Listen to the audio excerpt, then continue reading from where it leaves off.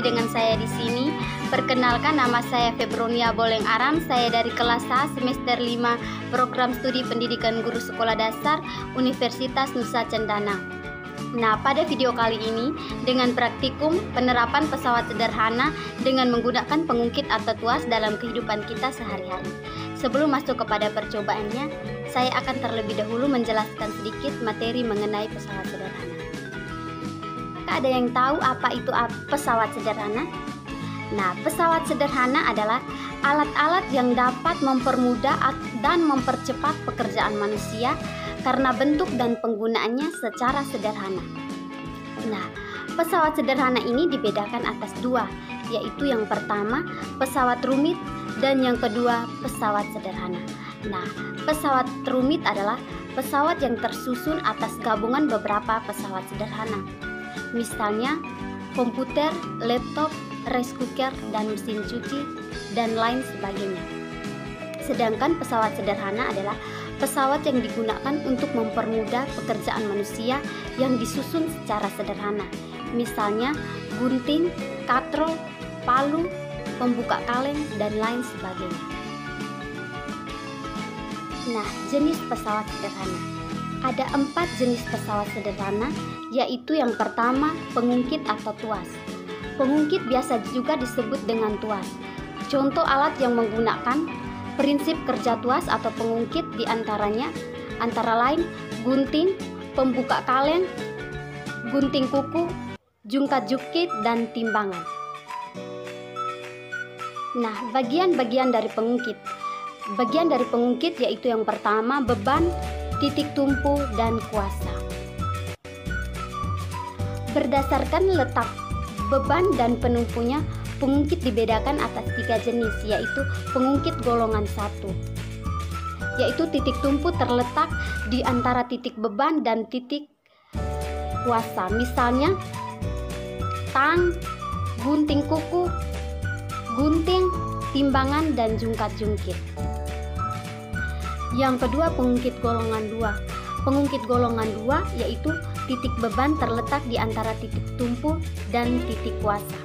Contohnya gerobak, kereta dorong, pemotong kertas, dan pembuka kaleng.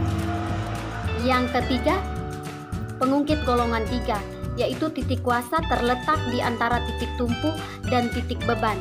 Contohnya sapu, skop, pinset, dan stapler.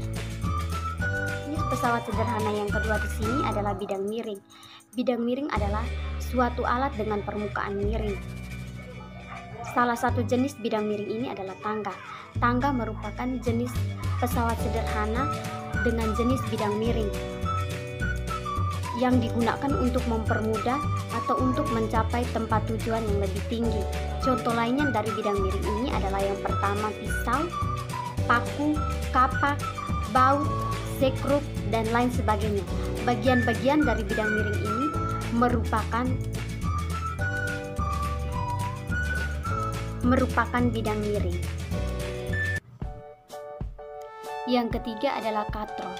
Katrol merupakan pesawat sederhana yang memudahkan kita untuk mengambil air dalam sumur. Dengan katrol kita dapat menarik ember yang berisi air dengan lebih mudah. Katrol menurut penggunaannya dibagi menjadi 4 bagian, yaitu yang pertama katrol tetap, yang kedua katrol bebas, yang ketiga katrol majemuk, dan yang keempat katrol rangkap. Katrol tetap. Katrol tetap merupakan katrol yang posisinya tidak berubah saat digunakan. Contohnya katrol sumur timba, dan katrol pada tiang bendera. Katrol bebas. Katrol bebas merupakan katrol yang posisinya berubah saat digunakan. Contohnya katrol pada alat perlengkapan peti kemas. Yang ketiga, katrol majemuk atau ganda. Katrol majemuk merupakan perpaduan dari katrol tetap dan katrol bebas yang dihubungkan dengan 2 tali. Yang keempat, katrol rangkap. Katrol rangkap terdiri dari lebih dari 1 katrol yang disusun secara sejajar. Jenis pesawat sederhana yang terakhir yaitu roda berporos. Roda berporos adalah pesawat sederhana yang digunakan untuk memudahkan memindahkan suatu benda. roda mempermudah pekerjaan. Dengan adanya roda, kita bisa mengendarai sepeda, sepeda motor, dan mobil. Contoh alat yang memanfaatkan roda berporos seperti yang telah saya sebutkan tadi, yaitu mobil, sepeda motor, gerobak, dan lain sebagainya. Selanjutnya kita masuk pada video percobaan penerapan pesawat sederhana dengan menggunakan pengungkit atau tuas dalam kehidupan kita sehari-hari. Nah, di sini alat dan bahan yang saya gunakan adalah yang pertama, penggaris dengan ukuran 30 cm, tempat lem, balok kecil dengan uang koin dengan pecahan yang sama. Yang pertama yang harus dilakukan adalah siapkan semua alat dan bahan yang dibutuhkan. Pertama, letakkan balok kecil di tengah di atas tempat lem yang telah disiapkan. Kemudian siapkan penggaris yang sudah diberi label seperti ini.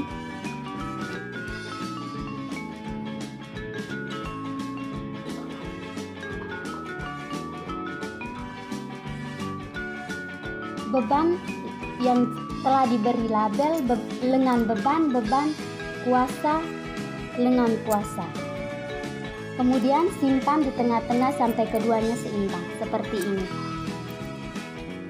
Percobaan yang pertama, setelah itu siapkan 2 buah koin dan letakkan di kedua ujung pada masing-masing pada titik beban dan juga titik kuasa. Seperti ini.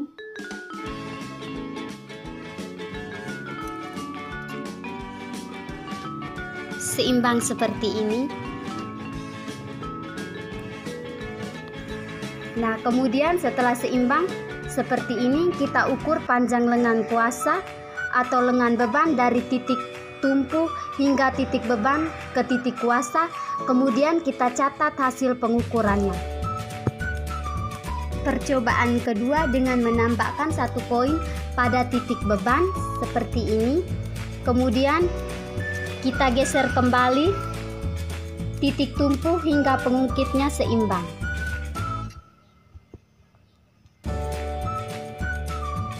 Seperti ini, sudah seimbang. Percobaan ketiga juga tetap sama dengan menambah 1 koin lagi pada titik beban, kemudian geser kembali titik tumpu hingga pengungkitnya seimbang. Seperti ini.